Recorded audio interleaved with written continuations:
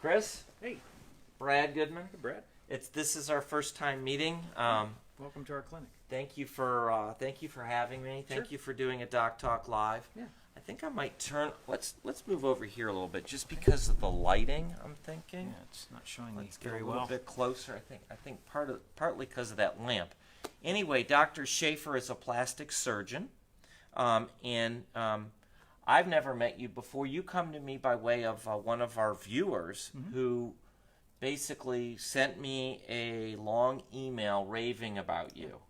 That is the best, I guess, publicity, is to have people through word of mouth sing your praises. But she had just wonderful things. I believe that you did some work on her eyes. Correct. That's called a blepharoplasty. Blepharoplasty. Yeah, we did upper eyelid surgery on her, or an upper blepharoplasty, and then we did some laser resurfacing of her lower lids, which is a method of rejuvenation of the eyelids. There's a lot of different things you can do to the eyelids depending on what they need. But in her case, she just had some crepey skin that was slightly wrinkled. All right. So what would you do? So if we could break this down for our viewers, Sure. What would you do for my eyelids? I don't know. Should I get a little closer?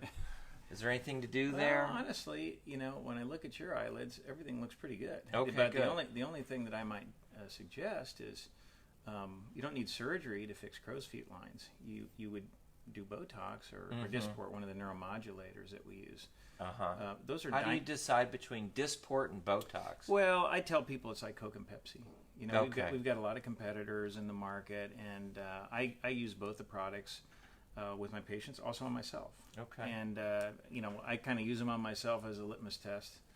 And I think currently I've got Botox on board. I've used Dysport before, so I really don't see a difference. But patients have preferences. Okay. Some people like one or the other. Sometimes we run specials on one versus the other, and price will dictate what they choose. What is your favorite thing to do in plastic surgery? If I had to pick, if you had to pick something to really focus on, what do you like to do the most? Well, it's interesting. In the course of 18 years of doing this, my practice has kind of evolved. I was trained here at UAB back in 2000. I finished my training, went down to Florida for 10 years. Wow. First 7 of those years, I worked for an ophthalmology practice, so I did a lot of eyelid surgery, which is why I tend to like that. I had a lot of experience with that early on. After that, I worked for a company called Lifestyle Lift, did a lot of facial surgery.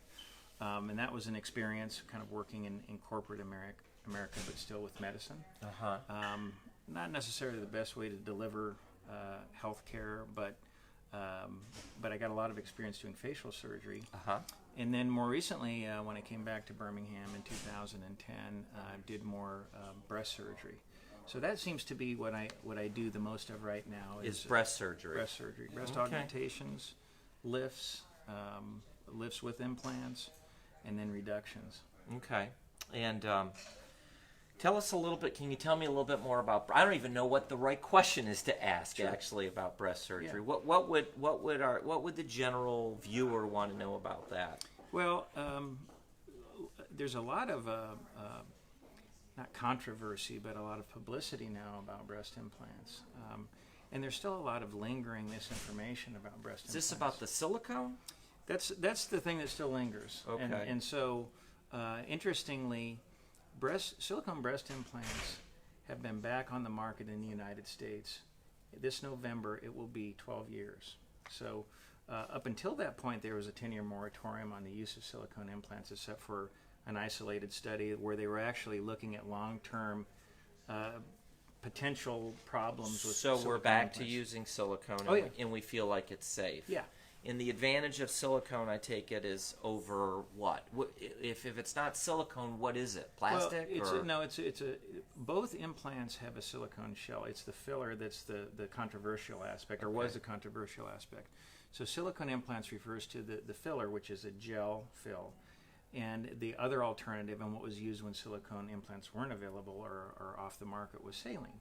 So you essentially have a plastic bag filled with water versus a plastic bag filled with gel. And I assume that the gel just feels more natural and people gravitate That's toward exactly the something reason. feeling Yeah. more natural. Right. So you have a gel-filled implant that feels more like a breast. So it has a more natural feel. Now, people say, well, saline is more natural because you get saline in an IV, or you mix saline with medication to deliver it, and this sort of thing. So in that sense, it's more natural in that if it ruptures, your body will absorb the saline. How do you decide how to put it in? Whether you go, let's say, under the breast or through the armpit or through the umbilical? How do you decide on the approach? Well, the first thing we do is ask the patient what they would like. Okay, and then Well, how would they know? well, just because there's a lot of information out there. Okay. I mean, a lot of people have had this surgery done, and they ask their friends. Okay. They go on the internet and do research. There's a site called realself.com where patients can actually ask questions of doctors, mostly cosmetic surgery doctors, plastic surgery doctors. Called realself.com. realself.com. Okay. Yeah. And Real Self is a way for people to gain a lot of information, potential patients. Doctors answer questions, so they can actually pose questions to doctors. And they can also review, patients that have had surgery can review a doctor, so you can get some testimonials. And a lot of potential patients of ours will use that to vet us. So what are the most common ways of putting the most common ways that people use in terms of breast augmentation is a crease incision, or the inframammary crease. Okay. It's the most direct approach. It's typically the approach that we'd use for secondary operations. And I tell patients, you have to kind of plan on a secondary operation somewhere down the road. Why is that? Well, these are man-made or human-made materials, and to expect them to last a lifetime is probably a little bit optimistic. Okay. And things happen over the course of a lifetime. People age. They go through pregnancy. Maybe they gain weight or they lose weight. All of these affect the anatomy of the chest. And so the implants don't change per se, but the anatomy can. And when that happens, sometimes they'll need secondary surgeries. And then the procedures or rather the devices are subject to failure or trauma or injury or something like this. And so, secondary surgery at some point down the road is something that a realistic person would just kind of plan for. What about cancer? I would assume that you're doing a lot of reconstruction around cancer. Is that? I did in training, training. but I haven't in my career just because of the dynamics of our specialty. The reconstructive part of it is a different type of practice, and you have to develop associations with other practitioners, and you basically are relegated to a practice that's in the hospital versus in your clinic. We have our own operating room here. We like to be able to kind of plan our day, especially our surgery day. And that's hard to do when you're doing reconstruction. Now, we are adjacent to Grandview Hospital right across the street, so we'll probably be doing more of that. I wish folks could see your clinic. They're really not getting an appreciation for how beautiful your clinic is. Yeah. But you're located across from Grandview. And do you have a website? Yeah. The website is SchafferPlasticSurge.com. Perfect. Yeah. And then do you do a lot of, what is it called, facelifts or something like that? Yeah, we do the whole gamut of facial surgery. We talked about blepharoplasty That's earlier. where we started, yeah. Yeah. The whole complement of facial rejuvenation in terms of lifting brows, lifting the cheek, and rejuvenating the jawline, which would be a facelift surgery. A lot of times people would do a neck lift in conjunction with the facelift. We do a volume replacement with either fillers that are manufactured or fat that we harvest from the hip or the side, and then we'll rejuvenate the face with fat, because a lot of what ages the face is loss of volume in the temples, volume in the cheeks, along the angle of the mandible, and down here where you develop the jowling. So sometimes, I'm sorry to be critical, all right, that's fine. but Michael Jackson to me is the sort of the prototype of somebody who looks like he's had too much plastic surgery. Exactly. How does that work? How do you know how tight to pull it, and how do you keep it how do you make it look natural without looking fake. Yeah. There's a Tell me about the art of plastic surgery. there's a litany of celebrities out there that have probably had too much done. And honestly, in that world, Michael Jackson, Kenny Rogers, Burt Reynolds, who just passed away, Joan Rivers is another example. Right, of great someone. example. So a lot of times people with that sort of stature are kind of driving the boat per se. They're telling their surgeon what they want done. Sure. And probably what happens if a surgeon with ethics and principles says no, you shouldn't have that done, or I won't do the surgery, they'll just go until they find someone who will do that. But what is happening there? Tell me more about the art of plastic surgery. Well, not who you should do and who you shouldn't do, but tell me, why is it do they just pull too hard or did too much or I think it's part of that. I think they've had too many operations, and I think they are not accepting of the aging process on the patient side. On the doctor side, I think sometimes things are done in a cookie cutter way. They just make incisions and pull. And I think also the paradigm with rejuvenation changes over time. We go back and look at our results after 1 year, 2 years, 5 years, and then 10 years, and then we see, well, this operation isn't aging well, and maybe we need to do something different.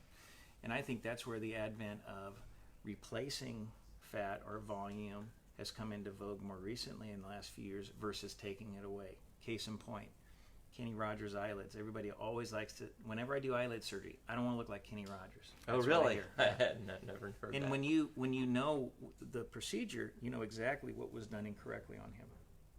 He had too much volume removed out of his upper eyelids. And if you look at pictures of Kenny Rogers, and you can go on Google Images and pull up pictures of him, what you'll see is a very high lid crease with almost no volume in the upper lid. And that's not natural. That's not youthful. If you look at a youthful eyelid, a youthful upper eyelid will have fullness, and the lid crease will actually be low. Now, you don't want the skin hanging over. Sure. That's an aged appearance. But a youthful, very feminine eyelid will have a fullness and a sharp lid crease that's actually fairly close to the lash line. How do you give it the fullness? How do you do that?